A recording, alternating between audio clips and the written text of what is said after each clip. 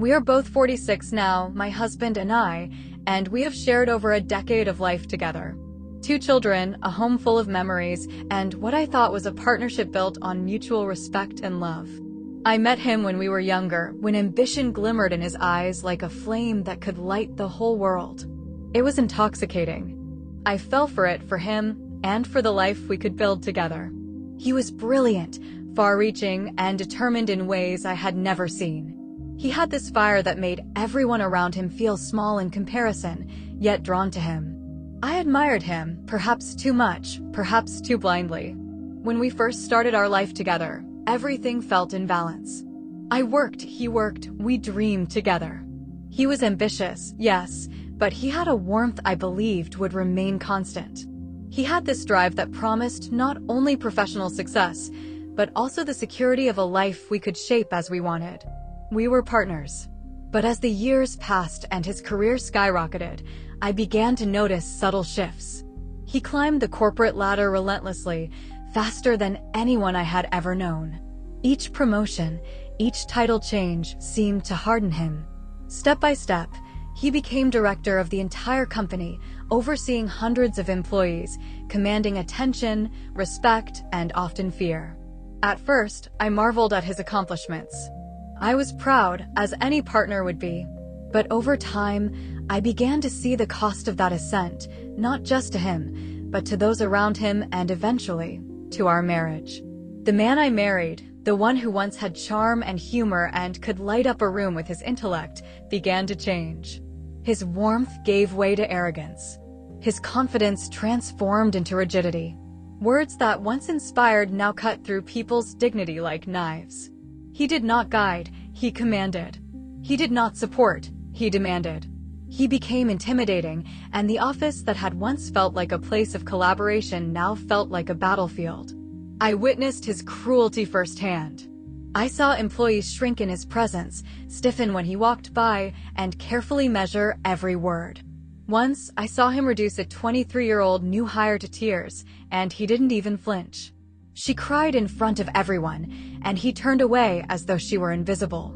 Seeing that, I felt a cold dread settle into my chest. I realized how ambition, unchecked, could twist a person. I also realized something else. This man, the one I loved and trusted, could be frightening, capable of crushing others without remorse. And perhaps over the years, he had begun to wield that power over me too. Our fights became more frequent. He would bring the same harsh tone home, expecting submission. But I was not one of his employees, not someone who had to endure his commands and his moods. I refused to bow. If he shouted, I shouted back. If he tried to intimidate me, I reminded him of his place, that at home, he was a husband and father, not a director. And yet, even as I resisted, I could feel the distance between us grow. A gulf filled with resentment, power struggles, and long, cold silences. And then came the betrayal. I didn't hear it from him, and I certainly wasn't expecting it. I learned from whispers, subtle, poisonous, seeping through our neighborhood like smoke. My husband was having an affair with our neighbor, a 30-year-old woman, everything a man like him might dream of: long, glossy hair, soft voice, slender and yet shapely in all the ways that drew attention. She lived right next door.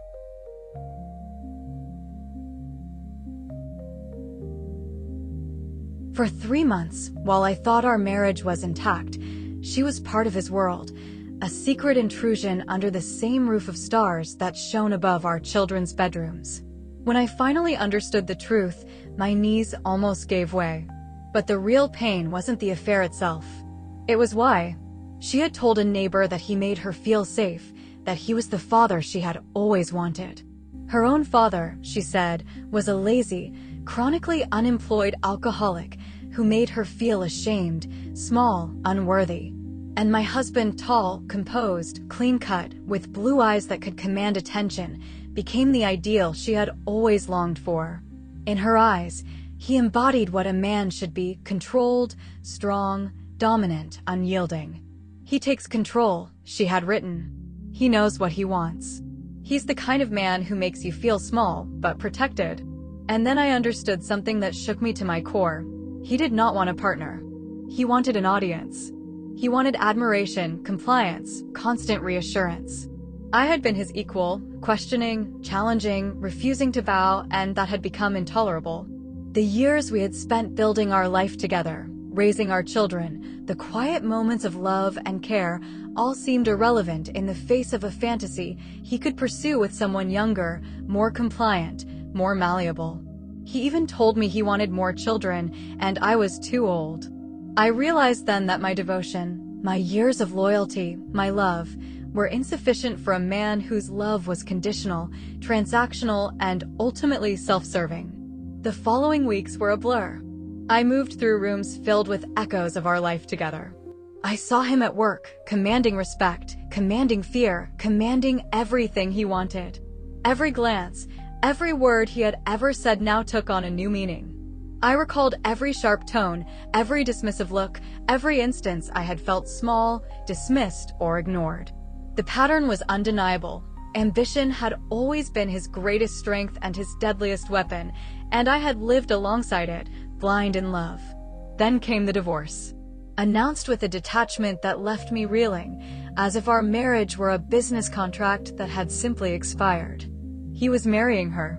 A decade of marriage, shared dreams, quiet nights with our children, mornings filled with laughter, all erased with the flick of a pen, as if it had never mattered. Yesterday, I saw her at the grocery store. She waved at me, triumphant, smug, victorious. My chest tightened, a storm of rage, humiliation, and grief coursing through me. And yet, beneath it all, a calm began to rise. She could never understand what I understood, that men like him, no matter how perfect they appear, are never satisfied. The arrogance that drew her in will one day suffocate her. The same voice that made the young intern cry, the same authority that demanded perfection at any cost, will eventually crush her too. I reflected on the years we spent together. I remembered my victories, my compromises, my courage to stand my ground at work and at home. I remembered the moments I had laughed until my cheeks hurt, the times I had comforted him, celebrated him, supported him when no one else did. And I realized something vital. I had survived. I had endured cruelty, betrayal, and the erosion of trust, and yet I remained standing. I may have lost my husband, but I had reclaimed something far more precious, myself. My dignity, my autonomy, my strength. I am no longer defined by his whims, his desires, or his fantasies. I am free. Free to live according to my own values, free to love on my own terms, free to rebuild a life not shaped by fear or submission, but by my own choices. And in that freedom, I discovered clarity I had never known before. Life is not measured by someone else's ambitions, illusions of control, or the fantasies they impose. Life is measured in resilience, in the courage to stand tall when everything you have built begins to crumble. I am that courage. I am that strength.